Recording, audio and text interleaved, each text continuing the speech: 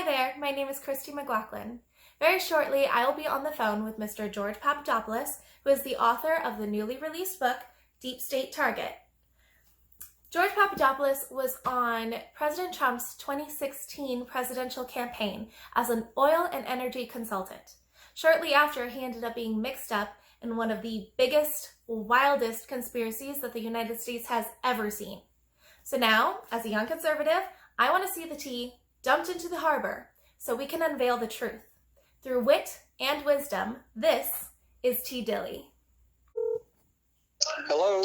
Hi there, is this George Papadopoulos? Hey, this is George. How are you? I'm good, how are you?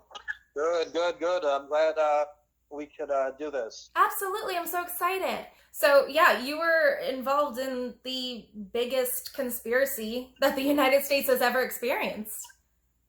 Well, you know what's the real issue is that I guess my story is going to be viewed through historic lens one day as being the alpha and the omega, meaning the beginning and the end of this incredible, bizarre spy story. And what do I mean by that? Initially, the fake story was that I was apparently, up to no good with Russians, and that's how things got started, and Trump was this and that. Obviously, that was all a fake story.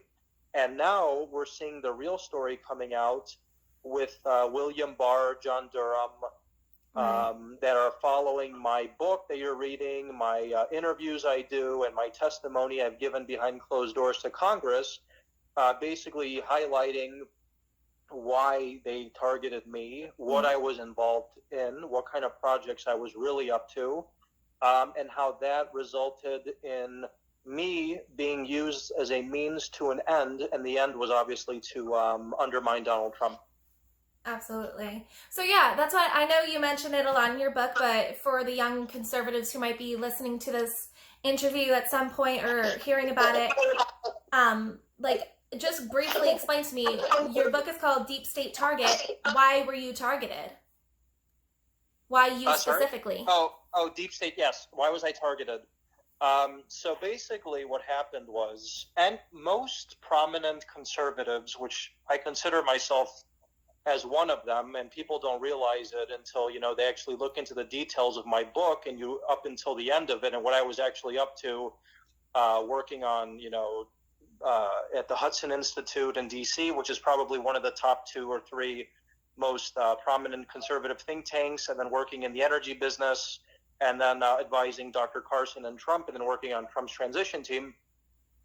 I was working on a project that dealt with energy implications and security implications in the Mediterranean, that involved Israel, Cyprus, Greece, Egypt, Turkey, Lebanon.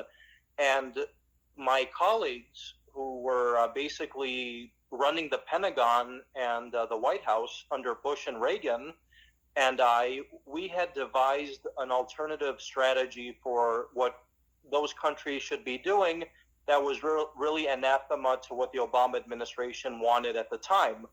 So from 2013, 14, 15, I was on the radar of the State Department, and a lot of these State Department officials who are now under investigation, including Newland and Pyatt, who's the current U.S. ambassador to Greece, they were, questioning what I was up to. They were telling me that you and your colleagues are up to no good, and the State Department and the Obama administration doesn't agree with what you're doing. And fortunately for us, we had the ear of these foreign governments. When you read my book more and more, you'll understand what kind of access we were having.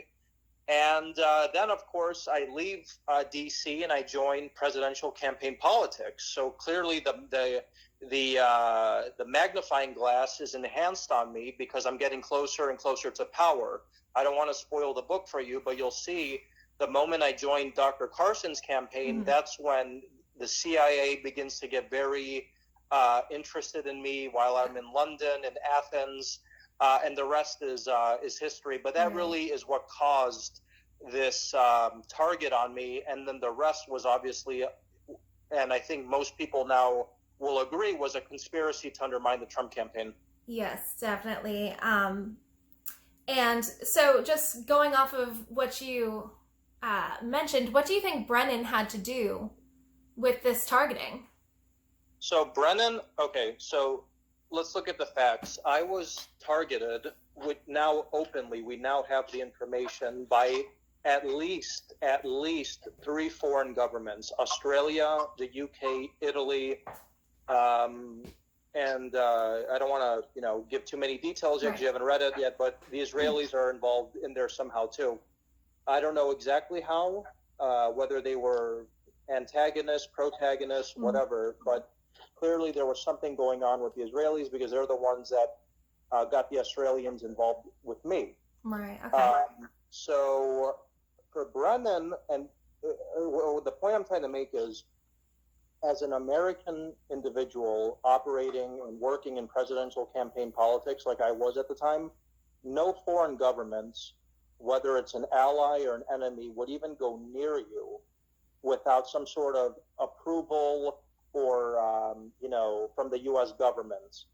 And at the time, since we now know there was an active counterintelligence investigation into the campaign, including Michael Flynn and myself, as early as 2015, it's clear that Brennan was pulling the strings here.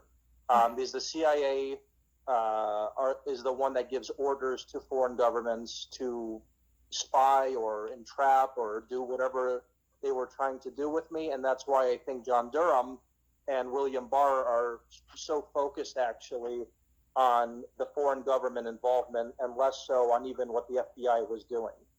Okay. Because the CIA was probably more implicated than even the FBI. Right.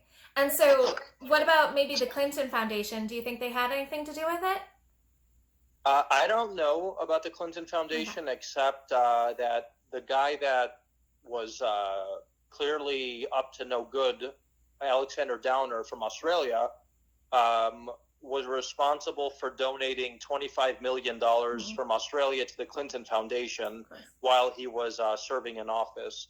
So there's one common denominator in my story, and that's that either all of the characters were Western intelligence operatives targeting me, or they were connected directly or indirectly to the Clinton Foundation. So these are just facts. But besides that, I don't know exactly how else the Clinton Foundation might or might not be involved. Okay. And so going off of the Durham investigation, which they're basically, I think you even mentioned it, they're basically using your book as a blueprint for this investigation, and that it's very telling. What do you expect from this investigation, and what indictments do you expect? I think that, as I mentioned, the foreign government interference. See, I don't know what the Russians were up to because I've never met a Russian official in my life. I've never even traveled to Russia, so you could understand how bizarre it was for me to actually be some sort of middleman of a Russia conspiracy that, of course, never existed. And I think the foreign governments, while they were being utilized and weaponized by the Obama administration to harm the campaign, they are now going to be the Achilles heel that probably destroys Brennan and Comey, because Italy, the UK, Australia, even Ukraine, all have different governments now, and all of them have more right-leaning governments that are very friendly to the Trump administration, and surely they're going to be helping the Trump administration for their own reasons. And it's front-page stuff in Italy, in Australia. I tweet about it a lot now. There's a lot of front page stuff about this story in these countries, even Australia, because they understand that their relationship in many ways is at stake if they don't cooperate with this investigation. Right. Okay. Well, a couple of fun questions then, because I know you get asked about this big conspiracy all the time, but I wanted to know, since you were an energy and oil consultant, so I want to know, what do you think about the Green New Deal? The Green Deal? Yes. AOC's Green New Deal. Who's going to pay for it? That's the main question. Exactly. There's a thing in the oil and gas business, where you divest a lot and you look to consolidate companies and to, increase profitability because there's so many expenses. So, and that's in clean energy too. So with her tax plan, not even her tax plan can help raise money for this crazy Green Deal that will never happen. Industry is too dependent on oil and natural gas. Actually, natural gas is the energy of the future. So they should be focusing more on that clean energy, which is actually realistic, instead of this crazy Green Deal that will never happen. So I think it's just more for optics than anything, but that's never going to happen. And are the natural gases less costly, at least, or? Yeah, natural gas is both less costly, it's more clean, and it's basically abundant in a lot of states in the United States. There's only one controversy that the liberals are, pounding the table on, and that's fracking. Even though there's no, real evidence to show that fracking is actually causing any damage to America, except that it's actually allowing America to become a global exporter of natural gas at a time when we're trying to, wean ourselves off the Middle East. So I think natural gas is the future of the energy business, and I think instead of focusing on green tech, we should be focusing on finding more efficient ways to pump gas instead of oil. Well, it sounds a little more practical to me, at least. Exactly. I'm a practical kind of guy myself, so. Right. And what do you think about Hunter Biden on a Ukrainian energy company board? What business does he have on that? I'm wondering, what business did Hunter Biden have on a Ukrainian energy company's board? So that was pay to play. Right. The oil and gas business can be lucrative if you're in the right circles, but if you kind of need to have one of two things. Either you have to be a genius regarding, engineering and things like that, and that's pretty much what the CEOs are, or you need to have political access. Mm-hmm. And in my case, I was politically connected, and that's how I got involved in that business, but I wasn't the son of the vice president. Right. And I actually did have experience in the business. That's how I got involved, while Hunter Biden clearly has, was there to do the bidding of his father. I think, it's probably the worst thing that could have happened to Biden's campaign. And ultimately, Biden is now known more as Hunter Biden's father than the ex-vice president. So it didn't work out. I mean, I think it's just so notable when especially coming from the Democrats, when they start pointing fingers about, fraudulent behavior and back alley deals, when it seems to me that Democrats can be the biggest culprits sometimes. Look, the Democrats are projecting. Ukraine was essentially used to launder money from the IMF to the DNC and these corrupt officials, mm-hmm. who then had an interest in giving money to the Clinton Foundation. That's what it looks like reports are leading to. And then the Ukrainians were tasked to find dirt on Paul Manafort, which ultimately resulted in his resignation and this big scam that we were living for 2 years. So the Ukrainians now know a lot about what Biden was up to, what Biden's son was up to, what Victoria Nuland was doing, and what Pyatt was doing, this ambassador. And that's why there's such controversy, and why Russia Gate has evolved into a Ukraine hoax. Yeah. I'm certain that Ukraine is going to do their part in telling the Trump administration what really was going on, and they're not going to do it for political favors. They just really kind of maybe want to get the Democrats' claws off their country more than anything. The truth has to come out eventually, that's for sure. Yeah, definitely.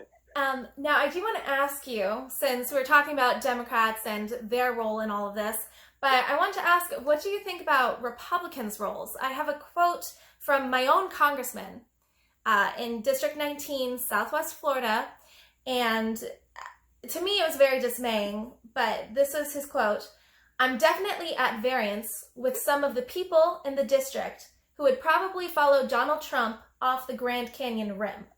So I'm just wondering, what role did Republicans play in continuing this conspiracy? Which conspiracy? Your conspiracy. Okay, look, Congress, I don't think they had the right information initially regarding this because, obviously the CIA, the FBI was feeding them nonsense, and the Senate and Congress, they're not really privy to a lot of classified information as you think. So I think they were just being fed, garbage. And people like Adam Schiff were just recycling that garbage on TV, even though he knew it was fake. Right. And the Republicans, maybe like, what's his name, Senator Burr, I think he wanted to do a bipartisan investigation into whatever this was. But at the end, he looked bad because he was prolonging a fake story that many people, even in the media, the president, myself, were basically pounding the table and saying was fake. But for whatever reason, some Republicans wanted to continue it. It blew up in their face, and I hope that they're helping William Barr and John Durham now. And it looks like Lindsey Graham is going to be inviting me to testify publicly once the IG report's out. So I'm very excited for that. Good. That's fantastic. So then, just forward thinking. I mean, you even stated, I think you called it, this was a global attack against President Trump's campaign. So as a young conservative who wants to be knowledgeable about current events and these elections, how can we prevent this kind of interference in our electoral process in the future? I would suggest, I know this sounds cynical, but question more. A lot of people basically parroted the talking points of the CIA and the intel agencies who have a job that results in disinformation. The intel agencies, the CIA, the FBI, their job is to, promote disinformation. They don't want the truth to really ever come out because it goes against what their whole modus operandi really is all about. And the lesson I would learn from this bizarre story is that, when things don't add up, you shouldn't take everything at what's the word I'm thinking face of? Value. At face value, exactly. For example, we would have saved a lot of time and effort if people actually did real research into George Papadopoulos' real background, his professional network, and what his life was really all about. And if you had realized that he's never even traveled to Russia, how the heck could he be part of a Russia conspiracy? It just doesn't make sense. And in politics, you don't just walk into circles or embassies or meet with governments unless you're a pretty well-known guy. And the Russians would never have met with me because I'm not a known person in Russia, and I never have been, and I never will be. But my access was to the Egyptians, the Greeks, the Cypriots, the Israelis. There I could easily walk into doors. So if people had just done a short little research on me, they would have understood that 2 + 2 was not equaling 4. But then that goes back to what I mentioned, that people like Adam Schiff and the media, I think they just wanted to, propagate this disinformation because it fit their own narrative. And that's unfortunately very dangerous for a country, and it's a shame on our democracy. Right. Yeah, it was definitely, when it was happening in 2016, I think I was only 20 at the time, and it's wild. It's wild to see all of this this varying, contradictory news, and to not really know what the truth of the matter is. Well, I mean, I remember I would sit down on my couch in Chicago, where I was living at the time, and I would laugh, and I would say, who are these bozos on TV who are talking about my life as if they know anything about me? And the answer is they knew nothing about me. So they were trying to fill in, my life and why I was such a bad guy, apparently. And that was very dangerous. And I was very lucky that I was smart enough not to get really entangled in a lot of these crazy operations that they were throwing at me, including, sending women my way, money my way, recording conversations, what have you. And I basically got out of this with a slap on the wrist, and I'm just talking very public now, and it's changing history in many ways. While other guys like Manafort and Flynn and some of these others, they really got screwed, and they probably have a different story to tell too than the media has been saying, but they can't talk, unfortunately. Right. And what about Comey?